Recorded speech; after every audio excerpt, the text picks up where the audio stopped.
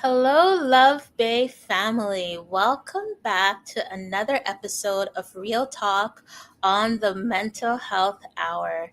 I'm your host, Felicia Fischhoff, registered psychotherapist and owner of Rooted in Resilience Psychotherapy and Wellness. Tonight, we're diving into a topic I know so many of us wrestle with: boundaries. So, why is it so much harder to say no than to say yes? For so many of us, we grew up in families and cultures where self sacrifice was expected. But the truth is, when we don't set boundaries, it drains us. It affects our relationships, our confidence, our health, and how we show up in every space. That's why tonight's conversation is called No is a Full Sentence: Boundaries Without Apology. And I'm joined by two powerhouse women who are no strangers to the Mental Health Hour: Shanique Victoria Edwards, RP, psychotherapist, consultant, and equity speaker, and Charlene Lekx, registered psychotherapist, life coach, clinical supervisor.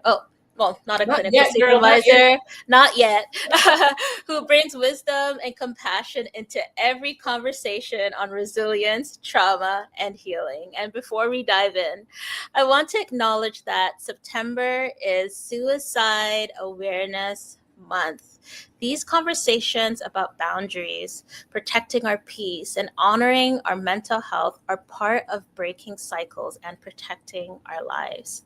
So, a quick note before we continue: tonight's conversation may touch on sensitive topics. If at any point you feel triggered or overwhelmed, please take care of yourself and step away if needed.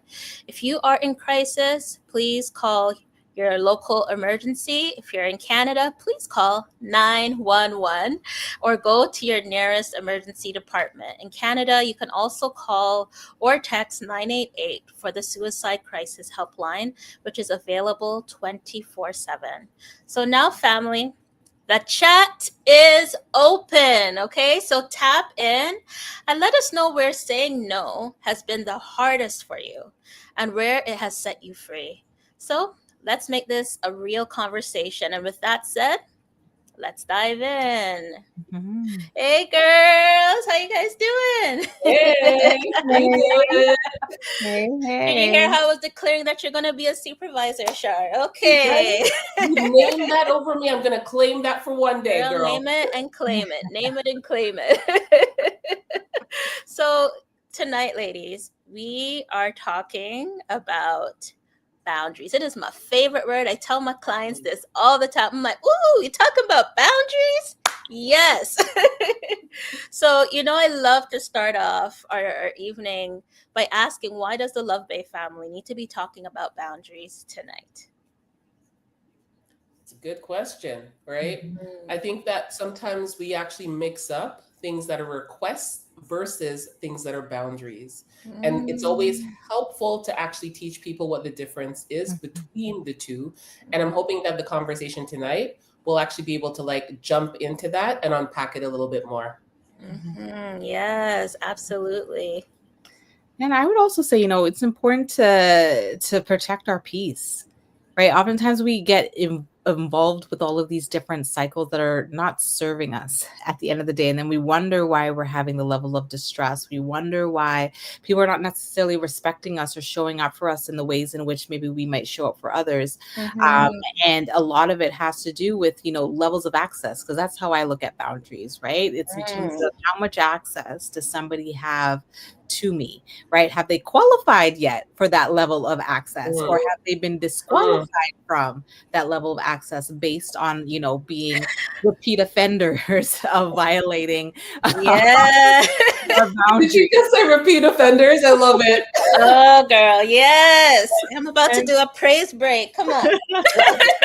right. And so with that, a lot of our mental health, our Mm, well-being is really centered around, are we really safeguarding that inner world, the richness of that inner world? And so I think that's, in agreement with Char. I think it's so important that we do talk about that. And we also, understand the difference between what are requests and what are actual boundaries. And also, not every boundary is created the same, right? They're not all created equal. Some are full-fledged walls that we are not taking down. This is it, right?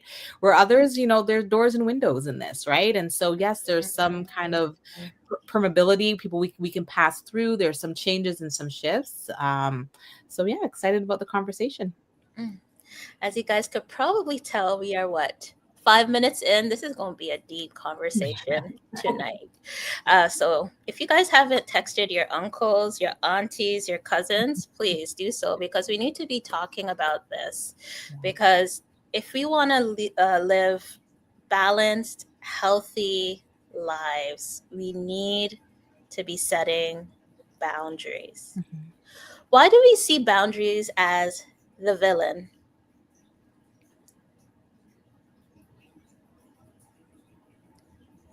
I think that for a lot of people, like they see boundaries as the villain because they just don't want to play the role of the bad guy, right? And they think that by setting a boundary, they're going to be a bad guy in a situation, a bad guy in a relationship. But what they're actually not understanding is the boundaries are actually there for both of you, right? It's there for you to be able to say, this feels good or this doesn't feel good, right? And it's giving the other person a clear indication for themselves that, all right, don't step over this. If you step over this, then it's hurting me. When you step over this, it's actually like not healthy for me. It's not good for me. And so just being able to communicate that in a healthy way is, I think, very helpful over time. All right. The other thing that I want to say too is it's around this idea of where, like even your skin is a boundary, right? And so if you got hurt on your skin, right, and germs got into it, that then causes an infection. You then need to then put on a Band-Aid or something else to protect that boundary. And so if we would do that with our skin, if we would do that with our bodies, we would put the Band-Aid on to protect the boundary so germs don't get in. It's the same way that I want people to really start thinking about doing it emotionally for themselves too. We're simply putting on a Band-Aid to make certain that we protect that boundary so any kind of irritants don't get inside. Absolutely. Yeah, I totally co-sign to that. I think that's such an amazing analogy as well. But I will, add the caveat that specifically for, Black folks, it's a cultural thing, right? Especially when we see it in certain dynamics, parent-child dynamics, parent-adult-child dynamics, where, at least for myself, growing up in a Jamaican household, you're perpetually seen as a child. Even as you're growing older and you're gaining your independence, you can have a full-time job, you're still a child, right? And so, right, you have your own place, still a child. And so that it becomes really difficult to really kind of maneuver these types of conversations because there's that cultural nuance around, space and time and respect and how it's viewed from that kind of generational cultural lens. And so it can be really challenging in the terms of, do I even kind of want to go down that road? But I think it is important for folks to realize that, change happens when we become the essence of that change, right? The only way that we're going to be able to really kind of ensure that we're protecting ourselves from those germs emotionally, essentially, or the things that could potentially come in and affect us in a negative way, is that when we start to really, put those things at the forefront, put up those boundaries, have those tough conversations. And yes, we might, be perceived as the bad person in those moments. Most likely, yes, depending on who you're having the conversations with. But also to know that that's okay. Because when you are safeguarding your peace at some point in time, in order for them to continue to have relationship with you, because boundaries need to be enforced, right? And hopefully we'll get to that point at some part of this conversation. But at some point, for them to continue to have a relationship with you, they're going to have to honor whatever those boundaries are. So they may not like it. They may be upset. They may get mad at you. But in the long run, it's there to serve both of you, to ensure that neither of you are being hurt. Neither of you are having to overextend and overfunction in ways that are not helpful for either of you. I think that it's so important what you both are saying, especially about the cultural nuance and really protecting ourselves, really protecting our peace. I tell my clients all the time, Boundaries are for you, they're not for the other person, Mm-hmm. right? Because guess what? People are selfish. I'll include myself. I'm also selfish. We're all selfish. Hmm. Humans, we're all selfish. We all want what we want, what we Hmm. want, what we want. Even sometimes at the expense of other people. Yeah. And so when we set a boundary for ourselves, it's important. It's so important. Because if we don't take care of ourselves, who's gonna who will take the responsibility and the onus to take care of us? Hmm. Yes, of course we have family and friends and stuff, and we try to take care of each other, but at the end of the day, we could only really be truly responsible for the ways that we take care of ourselves. Yeah. Mm-hmm. Can I be a little bit of maybe devil's advocate here and All throw right, tell a me. wrench in the idea of like, Throw a wrench in it. boundaries is a buzzword, that it Mm-hmm. gets thrown out so much. And so It I sure think it'd does. be helpful to kind of even define what is a boundary, right? Like, Yes. Gar had mentioned right off the bat that it's, there's a difference between requests and boundaries, but I think it's important to define what Mm, is actually a legitimate boundary and what is yes, not, try. so that folks can kind of have a bit of an understanding of that. Yep. All right, girl, go for it. Go for it. Start us off. Well, I mean, I think for me, like I had mentioned before, Mhm, boundaries are not all created equal, right? So it's really and truly what is safeguarding my peace, what is conducive mhm, to my own inner, world and ensuring the richness of my inner world, and what is going to be protecting me from any ill regard.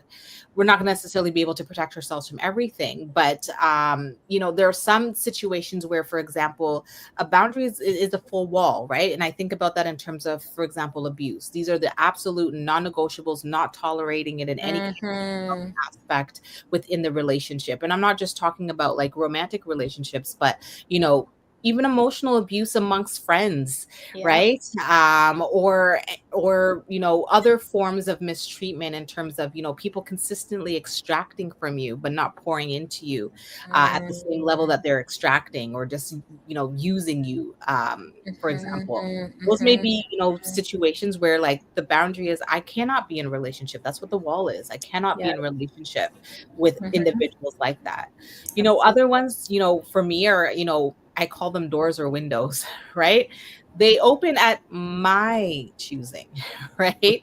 And that doesn't necessarily mean that I'm being wishy-washy, but what that does mean is that I'm taking the context into consideration, Mhm, right? So within that, a boundary there could be, what I might allow in an acquaintance type of situation or within a work situation is not something that I would necessarily tolerate from a close friendship. The mhm, context is different. And so what I will open my door to and kind of step out on the porch and deal with in certain mhm, situations, when we have a different type of relationship, I ain't stepping out on the porch and you ain't mhm, inviting me for tea, right? mhm. This is not happening. And I'm not hollering from the window either. So, um, so from that perspective, that is my really metaphorical definition of what a boundary is. But it's really about what safeguards my peace, and Yes. it's self honoring, and also is allows me to operate from a place of self respect. Mm, Mm-hmm. mhm, Yeah, I love that. And I think even going right into this idea of boundary versus request, right?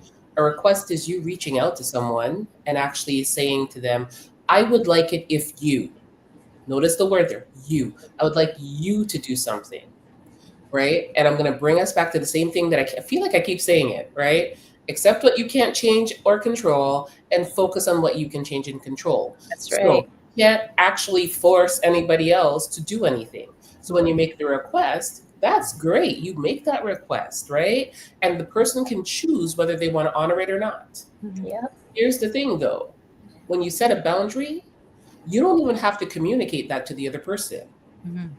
right? Mhm. You can choose to set a boundary, and the boundary could easily look like, you know what, if I'm at this family party, this family gathering, and Uncle so and so says that thing to me one more time, I'm going to get up and leave. Mhm. I don't have to make a big fuss about it. I don't have to have a whole big conversation about it.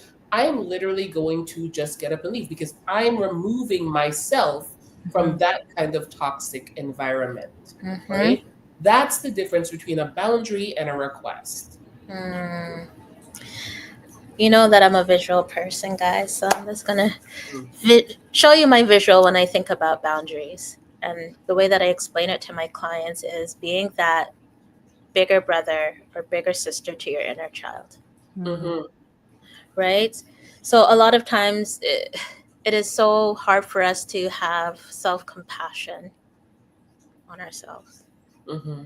But if you were to look at our inner child, that vulnerable part of ourselves, and if we were to see them being mistreated or worked down to the bone, or who wouldn't step in to protect their child Mm-hmm. or someone that they love?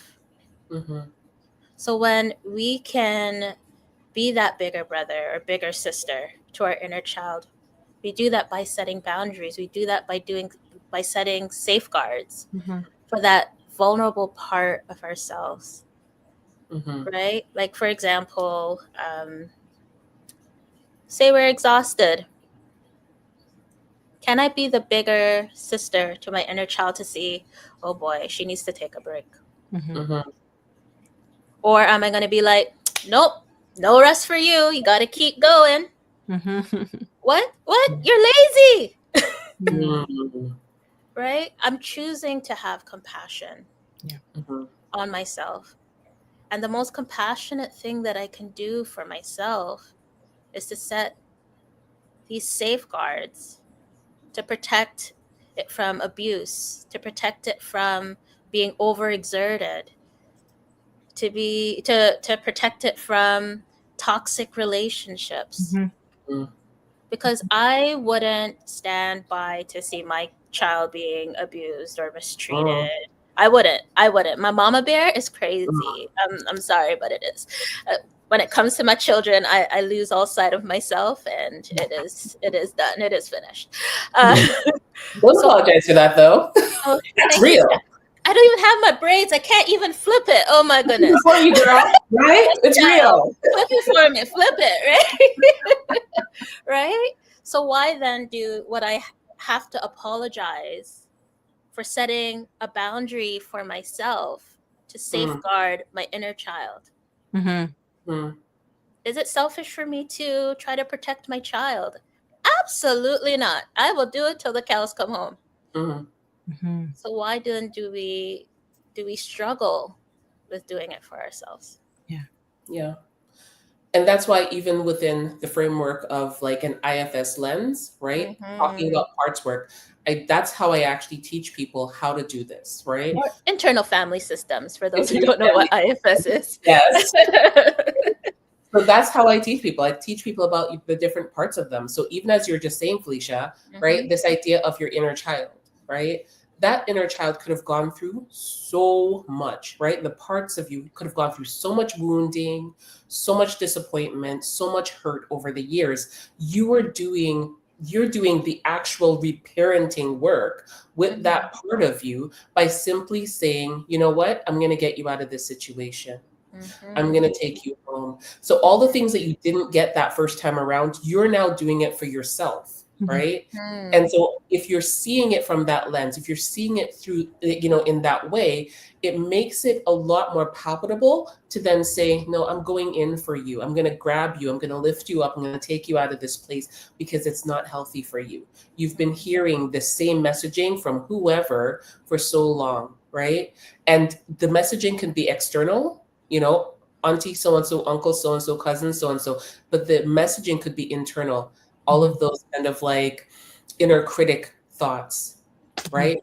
Being able to say no more, right? I'm not going to subject you to that anymore. Yeah. Absolutely. And I think, this idea that the work is also internal, right? I think it plays right into the title of tonight's talk in terms of no being a full sentence without apology. There's no explanations around that need to be given around the internal work that's being done to protect and reparent and do all of that. all that might need to come out is no, right? And or no thank you, or that doesn't work for me. It doesn't have to be this, bringing people into this internal space, because that also can, bring in that external voice into the internal and muddy all of the waters of and what you're trying to work towards. And I love that you highlight the internal work, because people won't see it. And so if they're not seeing what you're trying to do for yourself, they may actually throw a tantrum. When you tell a child no, no, you cannot run yourself into a bush. No, you can't do it. And they will throw themselves back and they will scream in your face because they're upset that you said the words no. But does that make it wrong that you told them they couldn't run into a burning bush? No. They don't see the danger that is ahead. We're looking 10 steps ahead, like, oh my boy, if they run into that bush, they're really gonna get hurt.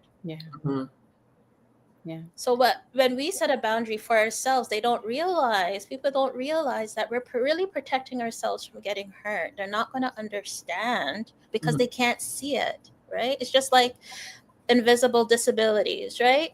People judge people, well, I'm in pain, I'm in chronic pain, and they're like, oh, but I don't see it. You're not limping, you're not but people have varying levels of disability. And I think go ahead. No, I was just going to say, I think that, this idea that people are not necessarily going to be able to see it is really key, because the reality is that we play a part, we play a role in the stabilization of the different relationships we're in. And the moment we erect a boundary, we're changing that, right? We're causing things to be a bit unbalanced.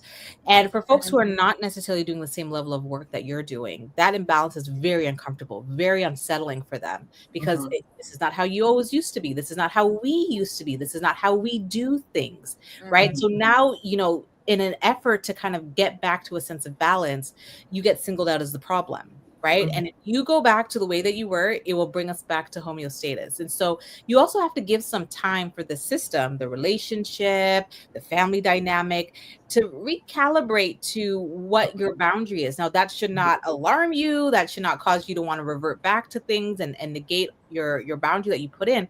But it is to recognize that your shift, your change is disrupting an entire system that they have not done the work yet to really learn how to navigate and therefore be able to accept the boundary that you're putting in place. Right. So what happens then when they actually never change? The system just doesn't change.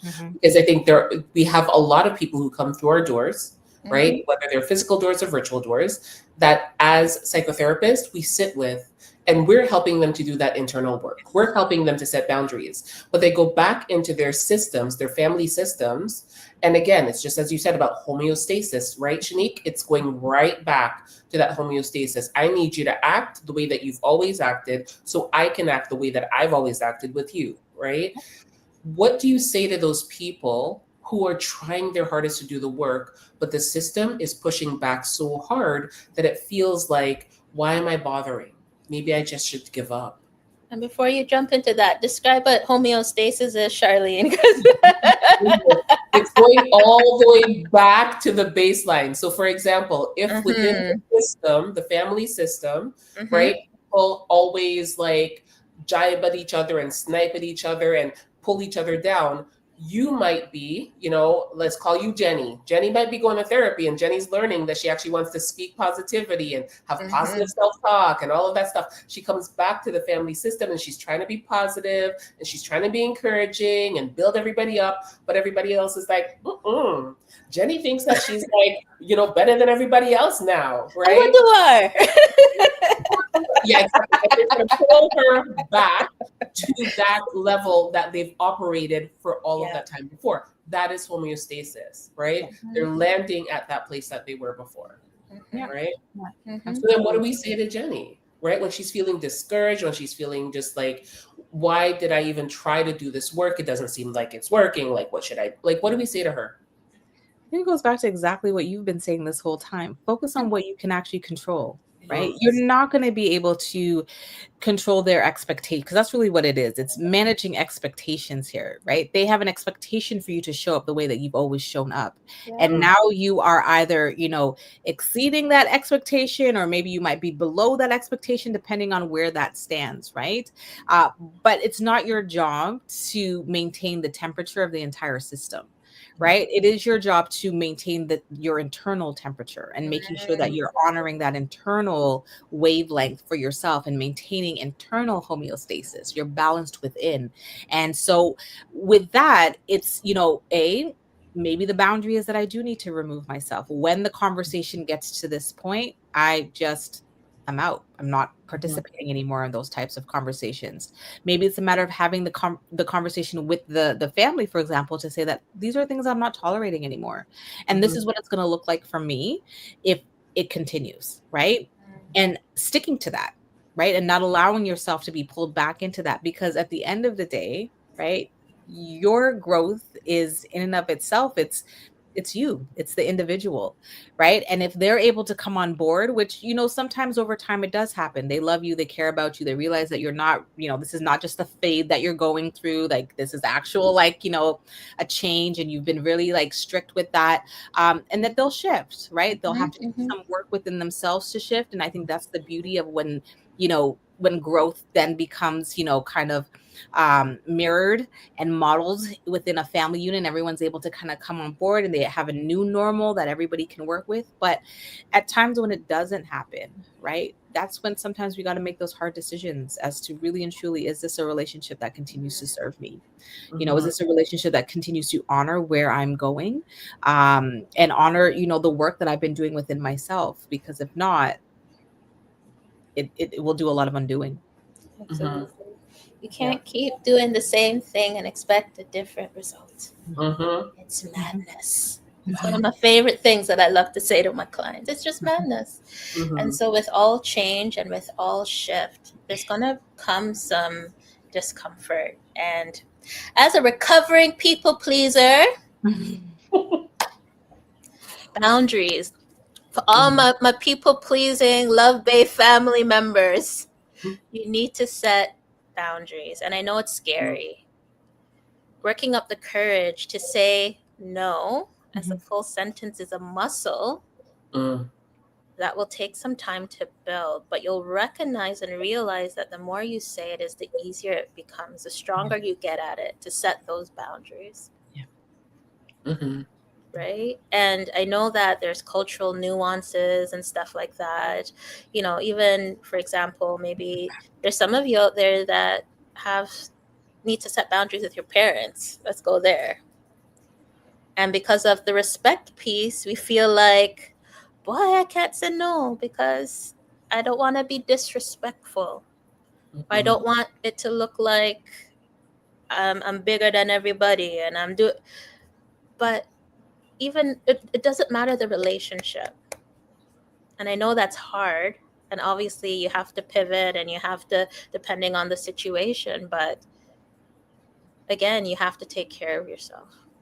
And can I add too, whoever said doing any type of emotional, psychological work was going to be easy, right? Like, I think there is this illusion, and I always have to like let my clients know, like, when you go to the gym and try to get your body, fit and all of that, it's a sacrifice. You got to switch up your diet. You got to, build up the weights that you're using. You got to be consistent with it. Some days you're not even going to want to go to the gym. You're going to pull yourself to, like, there's just so much that goes to it. It's the same when it comes to a lot of this work that you're trying to do emotionally, mentally, psychologically, the whole umbrella, right? Is that this is not going to be easy. I love that you use the word muscle because that's one that I use with my clients all the time. You're building that muscle. You're also building that muscle memory, because this is not something that has been innate to you. There may be many different reasons why you might find it hard to put in boundaries, why it's hard to kind of just say no, all of those different things. Even when it comes down to, people pleasing. I am also a recovering people pleaser as well. Girl, join the club. Stems a lot from Yeah. that inner child anxiety, right? Like, I don't want to 100. disappoint people. I don't want to be the problem. I don't want, to have them not love me, not like me. Yeah. That stems from that type of anxiety there, right? So it's not innate for us to then turn around and say, like, okay, now I'm just going to turn up today and I'm going to say no, right? Like, even if you're the most Mm-hmm. confident person, right, we're going to Yep. revert back to some of those other ways. And so, you know, the idea that somehow it's just going to be easy for me to turn around, or it's going to be, naturally even conscious within my conscious awareness to be able to do it right off the bat, I would say throw that out of the window, right? Mhm. It's going to take some time. It requires repeated use, repeated exposure, even for yourself. You might have to write it down somewhere to Mm-hmm. remind yourself no is a full sentence, right? Until it becomes on that conscious awareness and you're walking in that intentionally.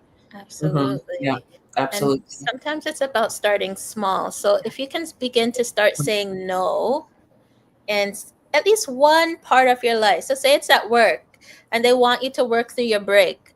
You just Mhm. say no. Mhm. And you start saying no more often, but like, no, no, no, no. And then when you get more comfortable, then you can start doing that with more of your relationships. Like it doesn't have to be like this big full stop right away. Yeah. Mhm. Sometimes you just need a comma Yeah.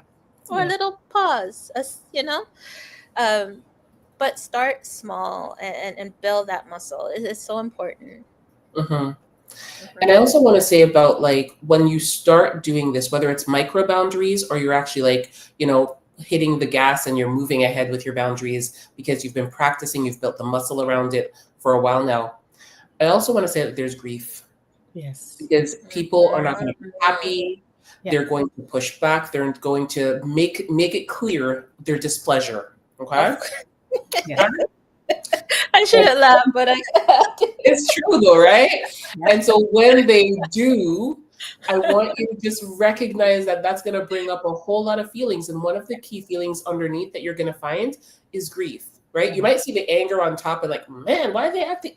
But underneath that, you're going to feel the hurt and you're going to feel the grief. Yeah. And that's normal. I want to normalize that for you. I want you to feel and know that this is a natural response to that kind of like break within the relationship, but you're not causing the break, Yeah. right? You're literally giving them the roadmap to how to interact with you in a way that feels good. And Mhm. they just don't want to at that point, Yeah. right? Yeah. So allow yourself to grieve it. Allow yourself to recognize that the relationship right now in this season is not what you would want it to be, but it doesn't mean that this is where you stay forever, Mhm. right? As we were talking earlier, things could shift, things could change, people could grow, all of that could happen, right? In addition to that, you might meet other people who also are at a place in their own like mental health journey where they're actually respecting your boundaries, and that feels good too. So Mhm. allow yourself to really be open to the experience and the process, because it might not be those original people that you actually get that validation from. It might be someone else, and that's okay too. Yeah. Yeah. I might. Oh, go ahead. Go ahead. No, I was just gonna say, like, when I talk to my own clients about this, right? At the end of the day, I kind of analogize it as a house, right? You're housing your internal world within this house. And for some people, like, because of kind of what they're coming out of and what they've experienced, we got a full castle with fortified walls, and just the gaunt bridge goes down every so often to allow a few folks to come over, and that's it, right? Like, maybe sometimes that's where we got to start with it, just because of the level of different things that you've experienced, right? The same way, like, maybe right now it's a house with just pure walls. There have been no windows, no doors put in yet. That's also okay too, right? But it's, we don't necessarily want to stay there, because you want to have relationship and you want to have healthy relationship. And so there has to be ability for there to be a flow back and forward of connection. And that's why the doors and the windows are important. But take your time with it, right? You don't necessarily have to, have your doors wide open to everybody and everything anytime you want. People can come knocking. You decide what comes in. You decide what sits down on your sofa. You decide who sits at your dining table, right? And I think the word access is one that I've come to really attribute, or to pair with boundaries, because you may have a boundary, but the level of access that people have may also determine where they lie on that boundary line as well, right? There might be some people where, okay, fine, you're kind of a repeat violator, but you've done some growth, right? And I think about this a lot in terms of like parent-child relationships, where we got to accept them where they got, right? Like they trying, they mama did her best, daddy's trying, And so from that regards, like the door is open, but you just in the living room, right? Yeah. That's kind of where we're gonna keep you, or you can sit on the back porch and we'll kind of talk it up, have a cup of tea. But then there's other folks who, are allowed to have that level of intimacy with you, right? They'll sit at my dining table, they can kind of come in and out of the house as they want. There's no kind of padlocks on the door, and because they respect that, right? And so I think it's about giving yourself that ability to reevaluate what is it that you need in each season. And how do I then kind of ensure that my house is reflected in terms of what I need in that season? Yeah, and I love that you talked about seasons, because I think that sometimes what we forget or we don't realize is that we don't stay the same. We change over time. And I think that sometimes we want to hold on to older versions of ourselves, especially in relationships, right? And so the person who you started the relationship with is going to be different from the person that you're going to be with in 5 years or 10 years or 2 years. And then sometimes some people refuse to grow. They stay stagnant, but you keep growing and you keep moving, and then you guys are on two different wavelengths. But they want to pull you back because I know this is who you used to be. Yeah. And you need to stay that person for me. But sometimes we have to set the boundaries and be like, but I've changed. And not all change is bad.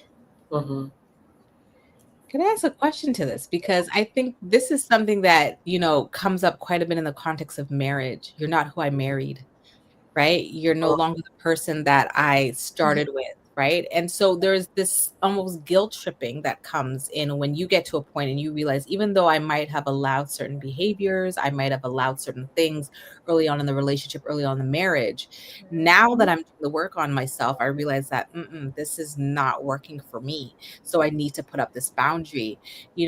What kind of advice or support can we offer in terms of how do you navigate that in this idea of like, I made a commitment to this person, or, I have this bond with this person on this level where, should I be showing up the same way because this is who they signed up for?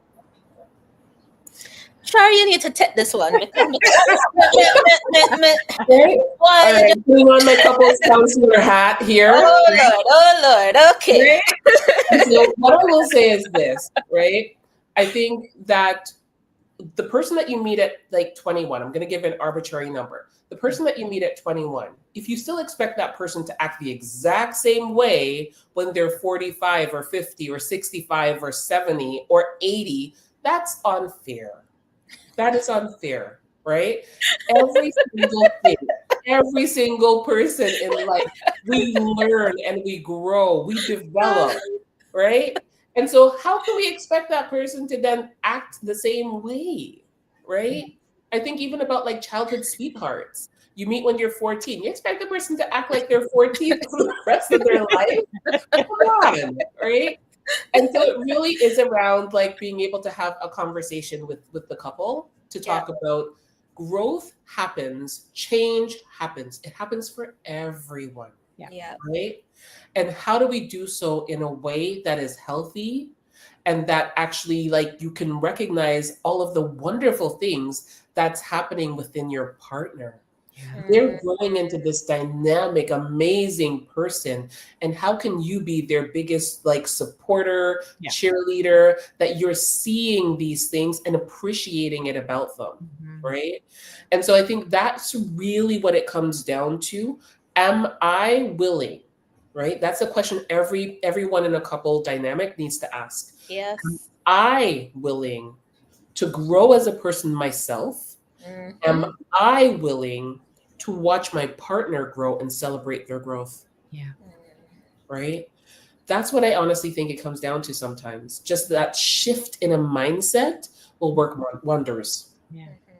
And I love the word that you use there, celebrate their growth. Because Hmm. the Yes. reality of it is that if we truly love people, we set them free, Yeah. right? We don't keep them confined to our idea of who they should be.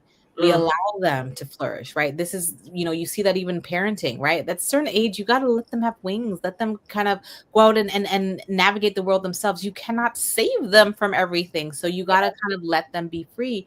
And so even though, folks may have the best of intentions when they Mm. Yeah. coming up against your boundaries, this whole idea of like, so now you're in therapy and now you go over here doing all of these different things, this is just not how we do things, right? Or this is just not how we operate. And so recognizing also, what is the underlying thing that's happening there, right? You mentioned grief in some context as well.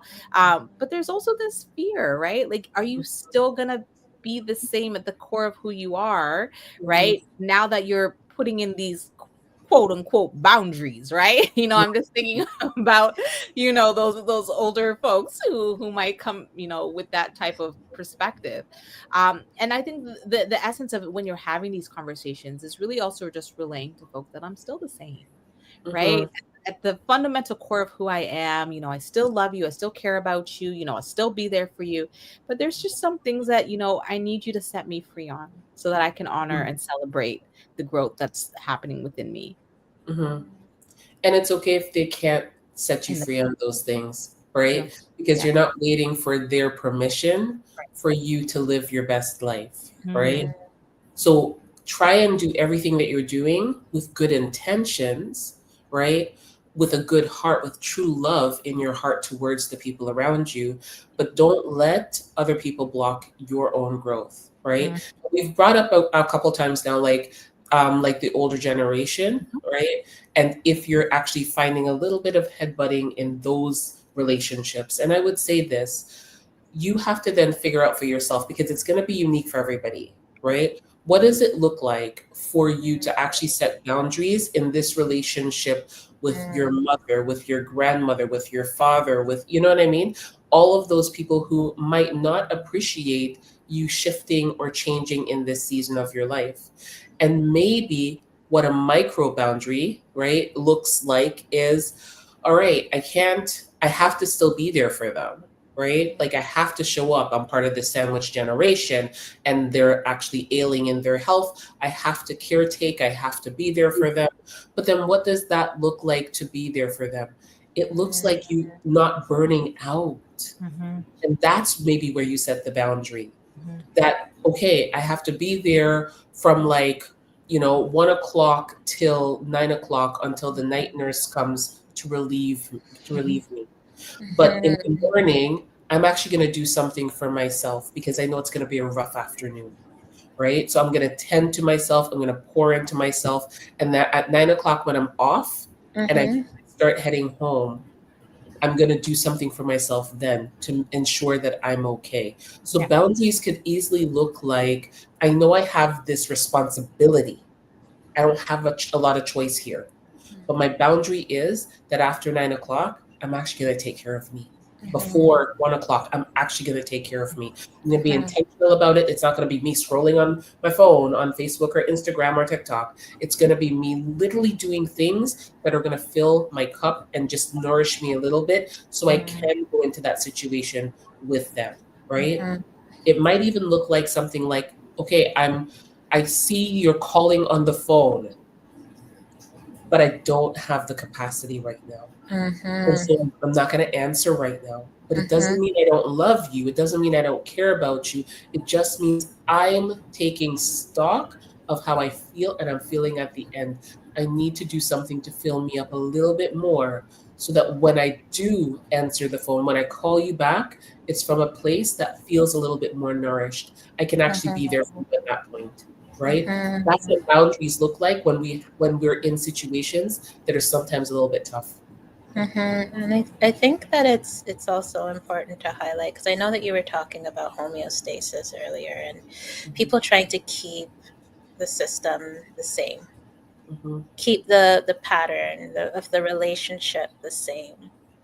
And, for all of my LuvBay family out there that have tried to set boundaries, but then when they get a particular response, like maybe they're getting ignored, that's a big one, Mm-hmm. right? That stonewalling, or the person is being passive aggressive, slamming cupboards and doors and all of these different things. And then you're like, oh, I don't want to rock the boat. Mm. I don't want to ruin the relation because we're looking for love. Yeah. You gotta keep pressing on, even though it's hard, because that's a pattern for them. They know that if they do that, the system is gonna go back the same way. Mm-hmm. And I think, sorry. No, please go ahead. No, I was going to say, one of the things to recognize there too is that, that desire for looking for love, those are elementary needs: love, affection, attention, wanting to be wanted. There's nothing wrong with having those needs. I think one of the things to pay attention to for yourself is when I put in that boundary, right? Yep. And this was an individual, for example, who fulfilled that need for me. And now, because I've put in this boundary, there is a risk of that changing. Then that shifts for you too. You'll have to seek out and source that from a different source sometimes in order to ensure that your boundary can stay enforced, right? So that might mean that, like, okay, if this person was a source of comfort and support and love for me, do you have other places where you can get that from, even if that is looking within? Right. And knowing that that's a little bit of the exercising this muscle here that's going to be necessary, is because putting in boundaries doesn't mean that there's not going to be any loss. Right. I think that's where the grief ends up coming up a little bit, is because there may be some loss. There may also be some deficits for a while as well, because maybe right off the bat, there is nobody else to fill that for you right now. Right. And it really just kind of comes from trying to source it or piece it together for yourself until you might be able to find, another group of people, as Shar had mentioned, who are doing this work and who are able to then, be able to be that source of comfort for you. But with that, though, is don't allow that to be the thing too that causes you to ease back on your boundaries, because if not, then it might be perpetuating cycles that you've been actively trying to break. Absolutely. Yeah. Absolutely. I think it's interesting, even as like going back a little bit more further to what you were saying before, Shanique, around access, right? And I realized that maybe some people don't even understand okay, how do I navigate access, right? What does that look like? And I would say I tend to pair access with impact, right? And sometimes it's a lot easier to just look at the impact. How is this person impacting me right now? Right now, back in the day, y'all could have been like besties and it's amazing and everything was great. But right now in this season, how is it impacting me? The interactions. When we go out, like how does it feel? Right? Are you having to then put up with like someone's attitude? Are you having to put up with just their own disgruntled, like whatever it is, you have to figure that out for yourself. But if it doesn't feel good, that's telling you something, so just listen to it, right? Because maybe that means that you set up some boundaries and give them less access for now, right? And it's not even to say that it's like that they're all in the wrong. It honestly, a lot of times it's both, right? So it's like the person's like showing up in a certain way, but you're also feeling a little bit sensitive in this season. You're feeling a little bit vulnerable in this season. Things are a little bit harder. Or you've done your work and you're realizing things a little bit more. And so whatever the dynamic is, just look and see, how are they impacting me right now? And what do I need in this season for me to be okay? Just do it in a gracious way. So you're not like bagging on them or thinking the worst of them. You're literally just trying to then hold space for what your needs are in that moment. And it might shift and change in 2 weeks or 2 months or 2 years, and you allow it to. But for now, what do I need? What's the impact and what do I need? Yeah. I think exploring that with, I sometimes teach my clients the JADE model, right? Don't justify, don't apologize, don't defend, don't explain, right? Jade, right? As you're exploring and creating some space for that, right? You don't have to over justify or even apologize for how you're interpreting, how you're being impacted. You don't need to defend why you need to, kind of have the boundary that you have, and you don't also need to explain it, right? This whole idea of, no being that full sentence. But I think being able to tap into how your body's responding, because sometimes we do really just overly rely on the thought process, right? The cognitive piece, when your body could be, ringing these alarms around, this is just not okay for us, right? And I think it can be an unusual feeling when you're more of a cognitive based person, and I think just a quick personal use of self, that was something that happened to me, right? Like, I just was in the presence of this person. I was just like, I just don't like the way they make me feel, right? Like, all the things that were being said weren't necessarily wrong, or like, I guess I could see where they were coming, but there was just this innate, I don't like the me that's present here when they're present, right? And that required me to realize that, like, yeah, the axis has to shift because the impact is making me feel off.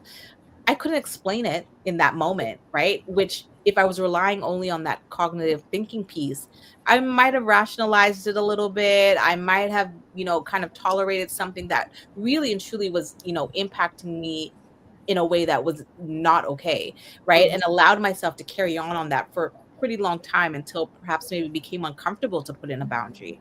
But the fact that I was able to tap into the fact that, like, I don't really know really what's happening here, but I just know I don't like this feeling, helped me to be able to put in that boundary perhaps a little bit quicker than I would have. Yeah. So why do you think that we avoid these hard conversations? Because,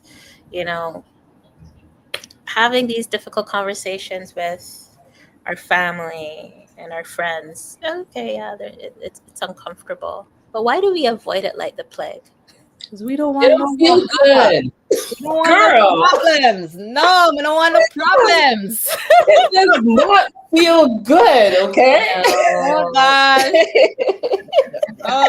They used to say something back in the day. Well, I don't even know if it's back in the day, but it was this whole idea. I was like, I just don't want no long bag of talking, right? Like, I just don't want to go on and this, that, and no, like, I don't want all of the problems in the long bag of talking, right? Can't butter. Exactly, right? So, abort kind of is the resident signal sometimes, right? But I think, the more that I oftentimes say too, the ability to enforce boundaries comes with self-confidence, right? The way you view yourself, Yes. right, is then going to, be the way in which you are going to then teach people how to treat you. Right. And so if your self-confidence is low, if you're not talking so well about yourself, if you're not even treating yourself so well, yeah, having boundaries conversation is going to be so hard because you're internally sabotaging the very boundaries that you're trying to put in place externally. But the more that you build up that sense of self, the more that you're honoring yourself, the more that you're operating from a place of self-respect, it does make it a lot easier for you then to be like, I'm not going to tolerate this. I wouldn't tolerate it for myself. I'm not going to tolerate it from anybody else. And even though there might be those relationships where it's hard to navigate that because of many different reasons, whether it's a parent, relationship, or a close partner, for example, but because you love yourself so much, right? Yes. I cannot allow myself to then be subject to whatever it might be that does not, equate to the level of love that I'm giving myself or the level of respect that I'm giving myself. And so sometimes, the work is not just in terms of being able to put in the boundary, but also in terms of how you're viewing yourself, right? And the lens from which you are approaching yourself, because then you'll model that for other people. I love that you're talking about self-love. So many times you want to love everybody else. Love your neighbor as your Self. We always forget that last part. I always say we forget the last part. You cannot love your neighbor if you do not love yourself, because it's as you love yourself. Yeah. And that's actually what I was going to jump in and say. For some people, they can open up the door to self-confidence. But for others, I really tell them to open the door to self-compassion. because Yes. that's how they're learning how to love themselves. Yes. Girl, That's dig a little deeper. Come on, you can't just drop that dumpling and stop. Go ahead. Talking about dumpling, I made dumplings last night. Anyway, moving on. I'm jelly. Oh. fried or boiled. One dumpling in my soup, man. Okay. Oh, So where was mine? Where was mine? You ate Okay, it we'll all. talk Sorry, about that you ate later. it all. Oh, hush, Right? hush. But yeah, this whole idea of like self-compassion, right? We need to be able to actually like open ourselves, like look towards ourselves. It's almost like I say sometimes to people, it's kind of like you're standing in this your spirit, and you're turning towards and you're looking towards all of the parts of you that have been wounded for so long, and you're able to just offer them grace, love, and compassion. It's being able to just tune in, right? We talked about like looking at things somatically, tuning into your body. You're tuning in to see, how does this feel? What am I thinking? What am I feeling? What am I experiencing right now? And rather than just acting from a place of hurt, right, reacting from a place that you know that you're not going to feel good about it afterwards, right? Instead, you're actually tending to yourself. That's where the self-compassion comes in. I'm going to look inside. I'm going to see what's going on with me, and I'm going to tend to myself. This other person doesn't have capacity to tend to me right now. Right? But I can tend to myself. And it's as you do that work over time, you're able to then show up in life from a very like love-centered place. You can love others as yourself because you've done the work to love yourself. So many of us growing up, we weren't taught how to love ourselves. But our parents didn't know, our grandparents didn't know, like, and so on and so forth, right? Exactly. And so you may not know what it looks like. Yeah. But you start and you try. And the more that you do it for yourself, the more that you're turning towards those wounded parts of yourself and tending to you, tending to them. It's okay if you feel scared in this situation. It's okay if you feel upset in this situation. The more that you do that for yourself, the more over time that you'll actually like be able to turn towards other people and offer them that too. You'll realize that their stuff that they're bringing to you is actually not about you as much as it's about them. Yeah, and I would arguably say, we may not necessarily know what, the self-love, self-compassion looks like, but we do know what it feels like, right? You do know what it feels like. And let's just say you might arguably say that like, well, Shanique, I've never been loved well. But then the opposite of that is telling me that you've not if you say that I don't know what it feels like to be loved, then the opposite of that is you essentially are telling me that you haven't been loved well. So you know what that feels like, right? And so as you're doing this and kind of starting small and incrementally, it's about, reinforcing those things that have that feeling that feel good, right? Because that's really and truly what it is. When you feel seen, when you feel heard by yourself, internally, right? That's always in which you're showing that self-compassion, that self-love. And so, I would, I oftentimes challenge my clients, don't get locked set into the fact that I've never experienced it before, or I don't know what it looks like, because you haven't lived life. You've had one experience or the other, right? In some regards, that you can definitely kind of pull from to be a bit of a template for you. I think that it's also important to visualize how you want to feel. Yeah. Maybe in a year from now. Yeah. And then work your way backwards. So what do I need to put into place so that I can feel that way in a year from now? And just start small, right? We're big visualizers as human beings. So use that strength, right? And visualize, well, I want to feel more in control of this area of my life. Or I want to feel like I have more reciprocal relationships, or like whatever it looks like. And then try to work your way back and be like, okay, so then if I want that to be the case, then I have to maybe do X or Y or Z. And then you start from there. Well, I think that's really good.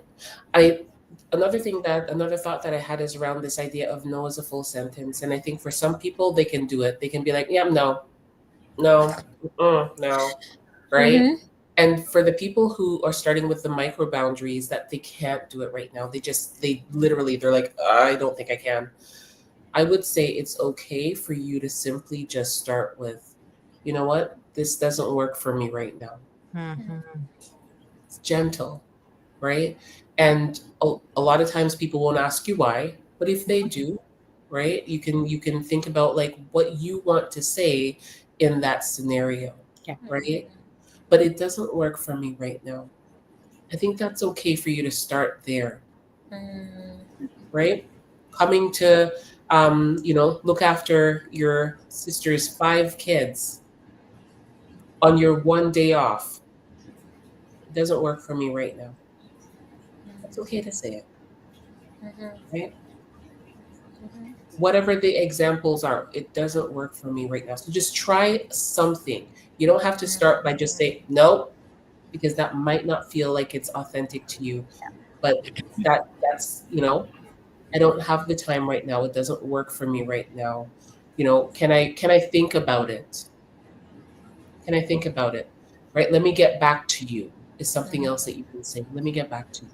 And that gives you some buffer to just kind of think about what do you need and what do you want your response to be. So those are just some thoughts for the people who are like, I know that no is a full sentence, but I just can't get there right now. And I would also add too, there's certain settings where you're I can't even say that, right? Like in terms of like, let's just say it's a work dynamic. And you might have all the rights to be able to say no, like they want you to work on your break, but it's your, senior manager who's asking you to do something and whatnot, right? And so, do you want to create some space for the fact that like sometimes it's not as easy as we're saying it, and we recognize that. But I think the ways Absolutely. in which, Charlene has offered up to be able to, as a starting place, right? This idea, like, I'll get back to you, was my go-to at work. I'll get back to you, right? There's no time frames around that. And that gave me that space that I needed to be able to consult if I needed to consult somebody to say, how should I respond to this? What am I allowed to say? What am I not allowed to say? It's making me feel uneasy. This is kind of, who's it coming from? Or also just to kind of sit with myself and say, how do I want to show up in this moment? Right. And then from there, I was able to proceed with whatever my response was going to be in a way that, really kind of honored myself in that moment. So, different situations, different contexts are going to, we're going to have to respond differently. But this idea, I think the takeaway is to try that first step. You don't need to figure out the whole entire staircase at this point in time and how you're going to make it all the way to the top. But what is the first leg you're going to raise? Not even both of them on that step, but that first leg that you're going to raise, that you can start to be able to, build that muscle. Yeah. And even as parents, I feel like I do that all the time. My kids ask me stuff, and you fully know I go to let me think about it. All the time, right? It's the same idea of the I'll get back to you. Let me think about it. Because it doesn't mean that just because someone's requested it, that I have to then actually go along with it. Right? So again, give yourself the buffer so that you can go away and you can think it through what works best for you right now. Right? Yeah. As you're on the topic of kids, for all the LuvBay family out there that are parents, how do we teach our kids how to set healthy boundaries? Because when they are toddlers, they love to say no, no, no, no, no, no, no, and you're like, what do you mean no? It's not a bad thing. Setting boundaries is a good thing, but how do we teach it in a healthy way? Especially as they begin to grow up and they begin to have different relationships and they're learning about themselves, the world, and other people. How do we teach it?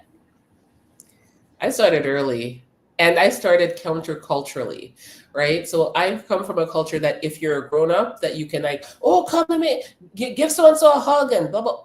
And I'm like, nope, you don't gotta hug anybody that you don't want to hug, right? So I started very early with those lessons around like body boundaries, attuning to yourself, attuning to your parts to see for yourself what you feel comfortable, right? Because there's some people who because kids pick up on stuff when they're little.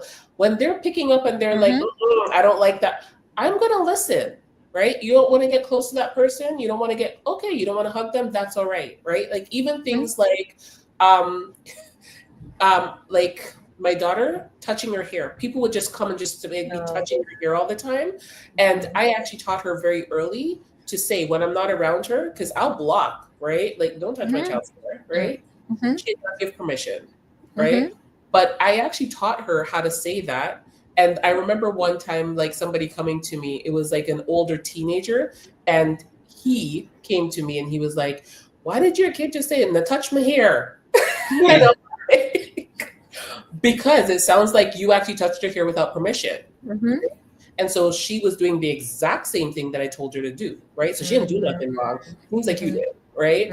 And so I think that when it comes to kids, it really is age appropriate. Yes. Right? And everybody has to like figure out for themselves what lessons they want to teach their kids around boundaries. Again, I gave a couple examples about what I did, but I also recognize that I chose to go completely countercultural with some of these ideas and these things, right? Like I even said to kids, like graduated body boundaries. So for example, you might not feel like you want to give a hug, right? Do you feel like you want to give a high five? Do you feel like you want to give a dap, right? Like, what do you like? Do you feel like you want to, give a like a fist bump? Like, what do you feel like you want to give? And I think over time, as you're actually like trusting their own autonomy, giving them opportunity for them to figure themselves out and feel what they actually like and don't like, over time, that's what actually makes the biggest difference. And know that you gotta practice what you preach, right? Because same thing. Yep. I'll never forget the first time when my eldest said, I was like, okay, come hold my hand. He said, no, mommy, I don't want to hold your hand. And I felt my poor heart breaking in 3 different pieces. And I was like, what? You're like 5. What do you mean you don't want to hold my hand? But I internalized it and I said, okay, no problem. But I was hurting. Okay. It's true. I co-sign that message because it happened here too. Yes. Right? But then 2 minutes later, he's like, okay, mommy, you can hold my hand now. And I said, okay. Yeah. But even in that small interaction, I'm teaching him that he has the right to say no. Yes. Body boundaries, right? Right there. Like for me, it was, I finally, like when they were in middle school, all of a sudden it's like they don't want to like me kissing up on them and hugging them in front of their friends, and I'm like, oh, this is it, it's all over now, right? And I would say to parents that it's actually not, right? They need to go through their hump, whatever that is, but they'll come back, right? Especially if you're like a loving, like affectionate family, they will come back. But I had to learn how to take the feelings when they came up, because the feelings were not great, girl. It was not right. But I had to figure out how to take those feelings and like school my face, because I'm not going to put that any kind of like feelings of shame or guilt onto them when it's not even a them issue, it's a me issue, right? And so I then would, go to my husband and be like, bawling it out and just literally like, this is it. It's the beginning of the end, right? Yes. Get talked down off the ledge. It's not the beginning of the end. It's a phase, and you're going to ride this through.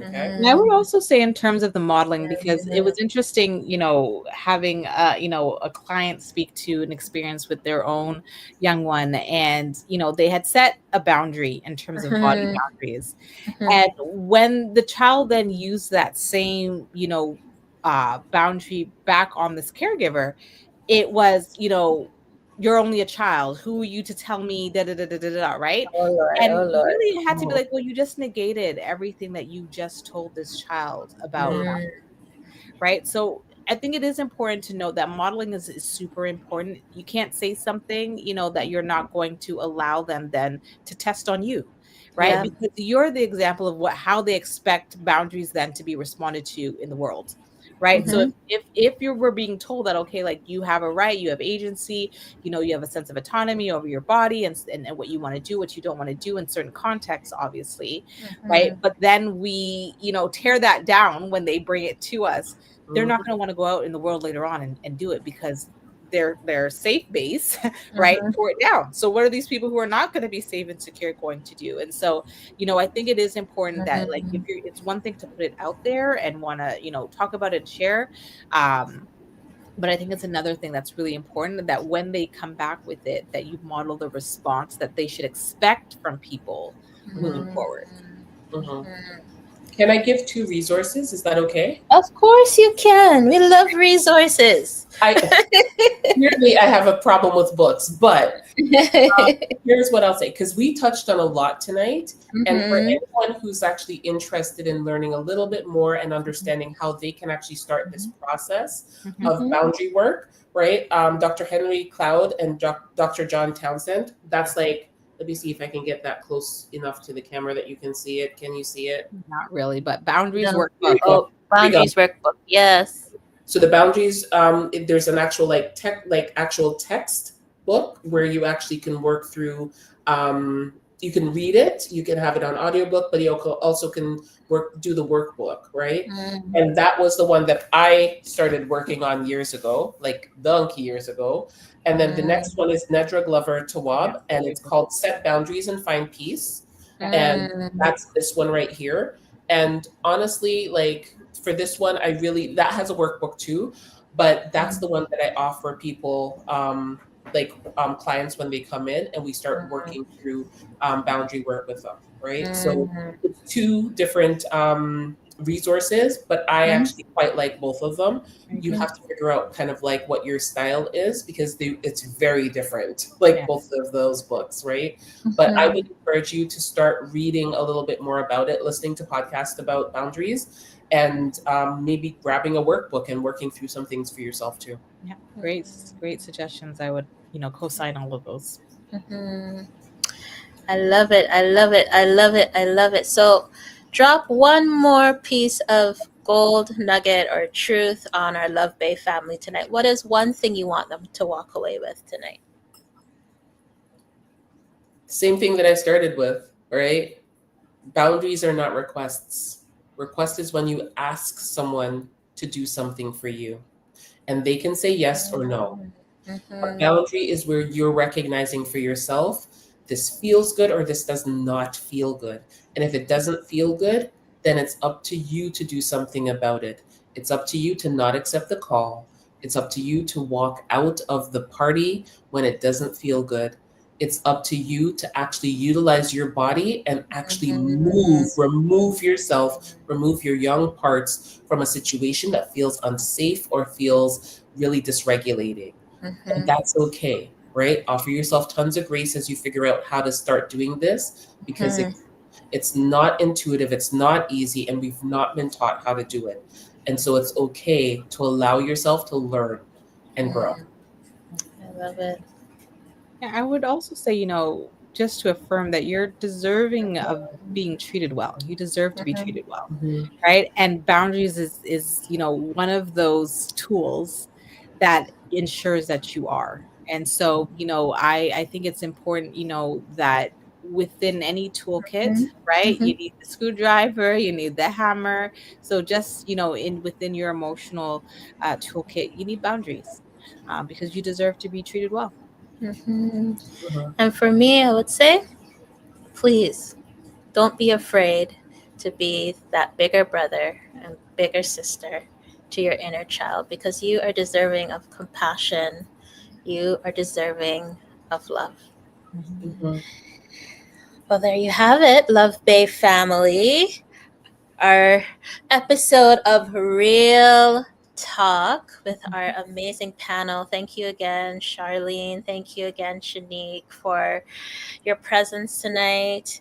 LuvBay family, next week is Wild Card Tuesday. Woo! So, who do we have up next? We have Dr. Duarte, medical doctor, MD. And we are going to be talking about the topic, your body, your voice, navigating healthcare with confidence. Mm. Right here on the Mental Health Hour on LuvBay, Afrobeat, and Live Talk Radio. So until next time, peace out.